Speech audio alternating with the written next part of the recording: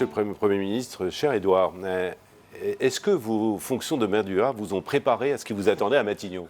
Je ne sais pas, sans doute un peu, parce que tout ce qu'on fait avant vous prépare. Mais je pense qu'il faut justement voir les choses comme ça. Il faut considérer que tout ce que vous vivez à chaque instant, les décisions que vous prenez, les épreuves que vous traversez, qu'elles soient d'ailleurs professionnelles ou personnelles, les observations que vous pouvez avoir, les conseils que vous pouvez entendre, tout vous prépare. Moi, j'ai appris en lisant beaucoup et en regardant Antoine Rufenacht, qui était mon prédécesseur et dont j'étais l'adjoint, et Alain Juppé, qui était mon patron quand je travaillais à l'UMP. Et en les regardant, c'est probablement comme ça que j'ai le plus appris. Après, ce qui est vrai, c'est que maire, c'est un métier où on prend des décisions. Alors, on en prend moins souvent qu'à Matignon, et elles sont parfois avec des portées plus limitées. Mais on prend des décisions, on gère des équipes, on gère des budgets. Et de ce point de vue-là, c'est une très bonne formation. Et quand vous avez réendossé votre costume de maire, qu'avez-vous ressenti? Un peu de soulagement. Un peu.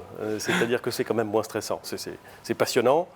Et j'aime ça. Donc j'ai été très heureux de recommencer à être maire.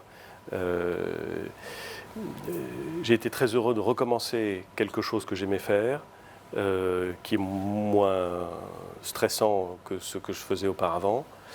Et je le fais forcément un peu de façon différente, parce que j'ai un peu plus de contacts que je n'en avais avant de devenir Premier ministre, parce que j'ai peut-être aussi un peu plus d'expérience.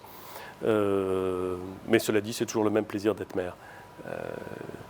C'est formidable d'être Premier ministre, mais être maire est, et je le maintiens, le plus beau des mandats. Avec l'interdiction du cumul des mandats, les élus locaux sont complètement coupés du niveau national et réciproquement, les élus nationaux voient les problèmes locaux de plus en plus loin. Comment pourrait-on résorber la fracture?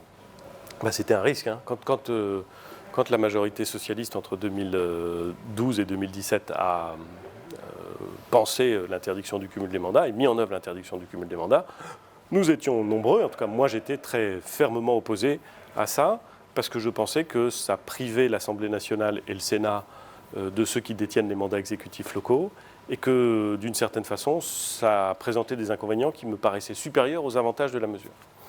Et on a observé à partir de 2017 exactement ce que nous dénoncions, c'est-à-dire une coupure, en effet, très nette et beaucoup plus rapide que ce qu'on pensait, entre les élus locaux qui ont considéré qu'ils n'étaient finalement pas présents dans la représentation nationale et les élus nationaux. Et c'est délétère et c'est dangereux. Alors soit on revient sur l'interdiction du cumul, en disant que pour certains postes on peut cumuler, pourquoi pas. Soit on revient sur l'interdiction du cumul en organisant le Sénat différemment. Dans le livre, nous proposons une réorganisation du Sénat qui permettrait aux exécutifs locaux d'être directement au Sénat, un certain nombre d'exécutifs locaux.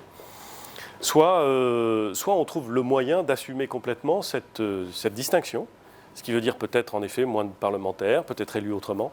Mais en tout état de cause, aujourd'hui, le système n'est pas satisfaisant parce que la rupture et l'incapacité, la rupture entre le niveau local et le niveau national est perçue par tout le monde, localement et nationalement, comme trop nette et que ça ne peut pas produire de bons résultats. Merci beaucoup, Monsieur le Premier ministre. Merci.